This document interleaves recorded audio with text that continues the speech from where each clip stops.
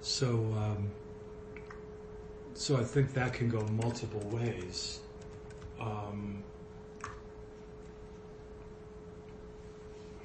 I learned this in the body electric realm with erotic massage. There were several people who made use of the erotic high in certain ways, and one was a computer programmer. And he would come here, and I would take him into a high place, and he'd say, "This is enough." And if at first I didn't understand it. He'd go, "This is enough," and he'd put on his clothes and go out. And one time I noticed his car's there for 10 minutes. He's sitting in his car. He's doing stuff on his computer because it took him to a place that was generative for him of something. So this follow your bliss is, these states are fecund in a variety of ways. I think more artistic than anything. Okay, so this as a sketch, it still doesn't quite hang together, but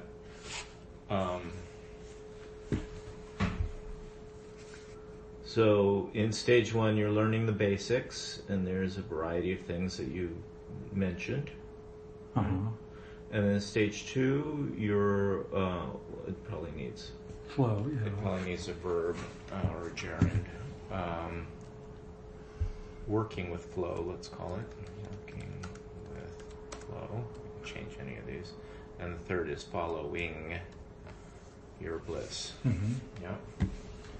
And so that's nice because they really are different orders, I think, which means that any of that further out stuff, like erotic community or it could be in here. Becoming a teacher or whatever that is, can come in there.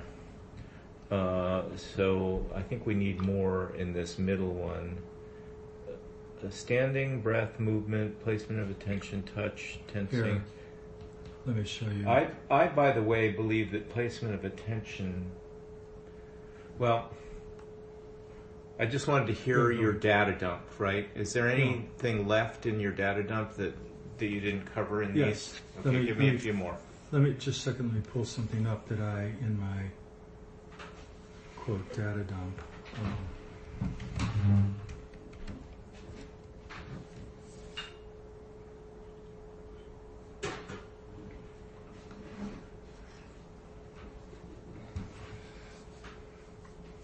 So this is what when I'm coaching an individual, this is what I give them. Have I shown you this? So this is their session, and they start intention. Okay. This is always important. Savoring is still in the basics, right? No, quiet savoring really is Shavasana. I think savoring in another way is awareness of the sensate world, and all this can be, it's different. Yeah, you're right. Savoring. So quiet savoring, but these are all at the level of and this is basics. beginning. These are all basics that I put in there, integrating sound. Standing, moving, intention. Intention was not on here. I'll put that near the end. So it feels to me like... Well, I'll mail you a copy of that. Okay. I'm going to do something very arbitrary here, which is to say that there are different orders even within that list. Oh, there are.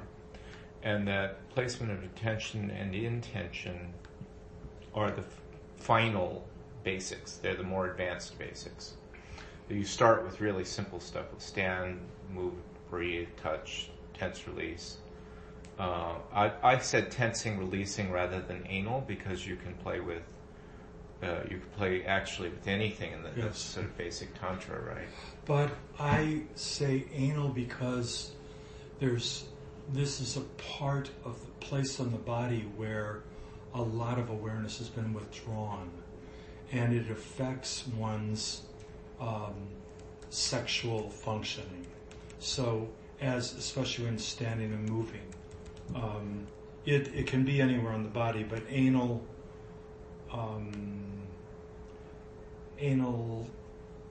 the withdrawal of attention from the anal area affects the rest of the pelvic area in the body. So it means certain muscles and pelvic muscles are not as functional in sex.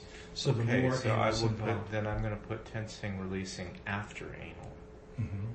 So there's anal engagement, then tensing, releasing as a whole. There's a whole. Well, I would say tensing. Well, I would say tensing and releasing has to do with regulation, erotic regulation, the pelvic floor. Well, that was another thing that I wanted to get to. That's a phrase that psychotherapists use a lot. So that's what they teach in one sense is self-regulation, and we're talking erotic regulation here. Okay, tensing, releasing, erotic regulation. There's somewhere in here. I would say regulation really goes to second stage. Part of flow is regulation. So I called it managing arousal, actually. Yeah. I'll put it after that, erotic both regulation. Okay, managing flow, great. So tensing, releasing is the base. That's the first step of that. So, for example, the big draw is an example of tensing, releasing. Right. You know, that people are completely shocked by how powerful it is. It's a basic physical thing you do that creates. And then that you can get down into details like tensing and releasing different parts of the pelvis, right? And not doing them all at once, or yes, tensing. So. Thank you. You know what? I'm teaching next week on big draw. I'll use it. That's a different approach. A different hit. Managing arousal, erotic regulation, learning to play. Is there anything else with working with flow that we don't yet have? So I think there's, we talk about working, I think there's an allowing. So part of flow is letting go. There's a letting go of doing and allowing the flow. So you're working in there, but there's also learning. It's, instead of tensing and releasing, it's working and allowing. You know what I mean? That dynamic.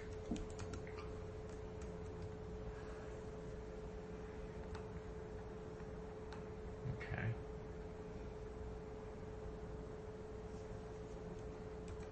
And I think what we talk about in your first section, it's like dancing on the dance floor. You got to a place and you're at a party and there's dancing. And then you dance so much in your life that you get to a different place where dance functions in a different way, where movement functions on so many different levels. So what I'm saying is, I think flow is contingent upon breath and movement and all that. There's a way of regulating that. So it's obviously it's all the first level is still operative in that, is all I'm saying. Mm-hmm. But in maybe a different way. So I'm going to, under Following Your Bliss, I'm going to put something in here, and you can push back if you don't like the language. I'm going to call it erotic transparency. Meaning that you don't have to hide it. Right? That it's sort of moving beyond shame. So I see this, I haven't used that. That's a nice phrase. But what I usually do is ask people at coaching, I say, how many people have you told about this coaching process? Right. There's nobody. Right. They've told nobody. Right. Whereas if you've told people, we know. Right. So I think I'm not sure it's only in the third stage. I think it's operative. Right, but it is way more advanced than learning how to move my hips. Okay, right? yes. And then I'll call it erotic community. Would be another aspect of it. Okay. Let me give you one example of that. One of the women one of my most prolific porn yoga coachees, was just wonderful. She's doing all this stuff and very liberated, and I think she is. And she told me, I went out to lunch with 3 of my girlfriends and I told them what I was doing. They were all shocked. And they said, we could never do that. And one of them was really criticizing her. You made videos of yourself and they're going to be on the internet.